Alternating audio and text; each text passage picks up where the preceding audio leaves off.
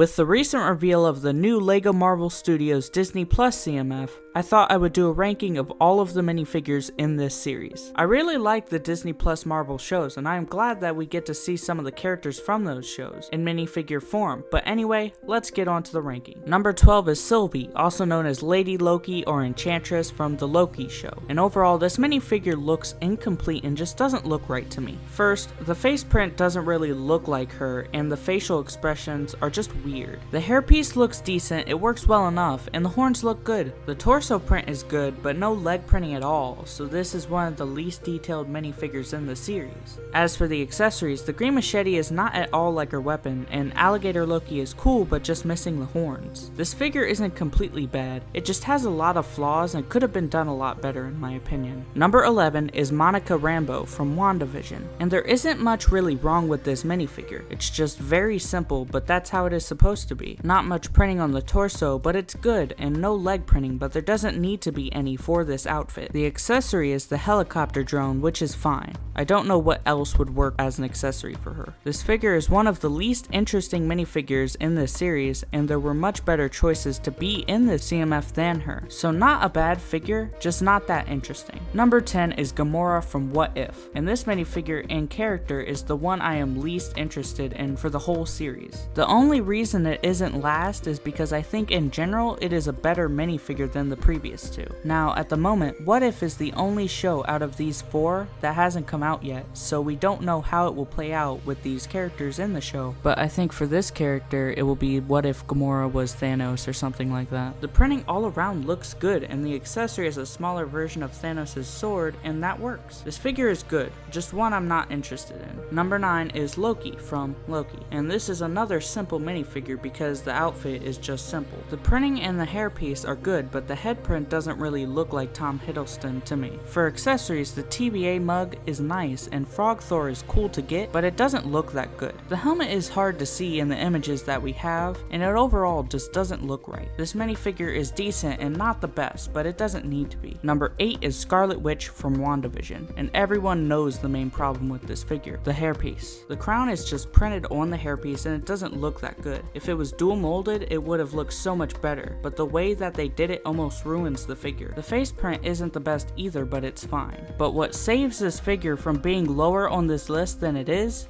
the torso and leg printing, which really look great, and the dual molded arms are fantastic. This could have been a really good minifigure, but that one problem really messes this one up. Number 7 is White Vision from WandaVision, and this minifigure has a lot of issues. I actually really like this figure and almost put it higher at number 5, but I couldn't ignore the issues it has. The main problem is that in the show he is more white, and this figure has a lot more gray and gold in the design. And the stone on his head is yellow here, where in the show it was blue for the most part. The accessory is just a sword laptop, which is decent but nothing that interesting. And even though the details are wrong, I still think the designs look good on this figure. So I like the figure, it just has many problems and inaccuracies with the show. Number 6 is the Winter Soldier from Falcon and the Winter Soldier, and I actually have no problems with this minifigure. Some people don't like that he comes with a shield, which makes 4 characters with shields in this series, but I don't mind it. The shield is a cool piece, so I don't care that we get multiple in this series. All of the printing looks great, and I like that face print. This is a good figure that I have no issues with. It's just that I like some of the other figures more. Number 5 is T'Challa Star-Lord from